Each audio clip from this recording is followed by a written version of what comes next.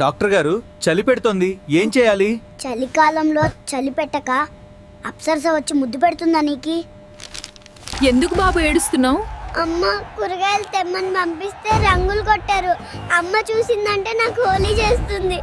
Doctor కడుపులో మంట వస్తుంది. మీ పక్కింట్లో కొత్త కారు ఏమన్నా కొన్నారా? అవును డాక్టర్, మీకెలా తెలుసు? అలాగైతే పోయి కారుకి మంట పెట్టు, నీ మంట తగ్గుతుంది. ఎక్కడికి బాబు కోపంగా పరిగెత్తుకుంటూ పోతున్నావు? చిల్లర నా కొడుకులు నేను కొత్త బట్టలు వేసుకొని రంగులు కొట్టారు. ఇప్పుడు వాళ్ళకి హోలీ ఎలా ఉంటుందో చూపిస్తా. ఎందుకు బాబు ఇద్దరిని పెళ్లి చేసుకున్నావు? ఒకరితో గొడవ అయితే ఇంకొకరు అన్నం పెడతారనుకున్నా, కానీ ఇద్దరు కలిసి నన్ను కొడుతున్నారు.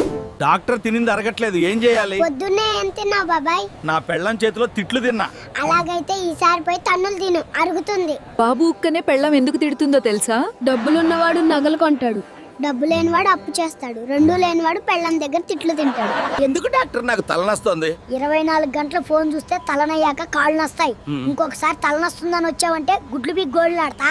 ఎక్కడికి బాబు కోపంగా పోతున్నావు? మా నాన్న నీతో చదివిన వాళ్ళకి ఉద్యోగం వచ్చింది, నీకెందుకు రాలేదంటే అందరు కారు కొన్నారు, నువ్వెందుకు కొనలేదన్నా బయటకు గంటేశాడు. నేను మనిషిని, డాక్టర్ దున్నపోతుని కాదు. అంత పెద్ద ఇంజెక్షన్ తీసుకున్నారు. నువ్వు చూసేకి దున్నపోతులాగే ఉన్నావు కదా, అందుకే ఇది తీసుకొచ్చాలే.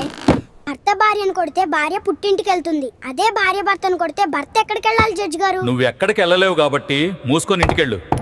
ఎందుకు బాబు కోపంగా ఉన్నావు? మా అమ్మ గుడికి పోయి చల్లగా దీవించు దేవుడా అనింది. ముందే చలికి చేస్తుంటే ఎవరన్నా చల్లగా దీవించు అంటారా? ఎందుకు బాబు కోపంగా ఉన్నావు? పెళ్ళం ఏం చెప్పినా తలూపాలంట, గిన్నెలు కడగాలంట, బట్టలు ఊకాలంట. ఇవన్నీ ముందే చెప్పింటే అసలు పెళ్లి చేసుకునేనే కాదు.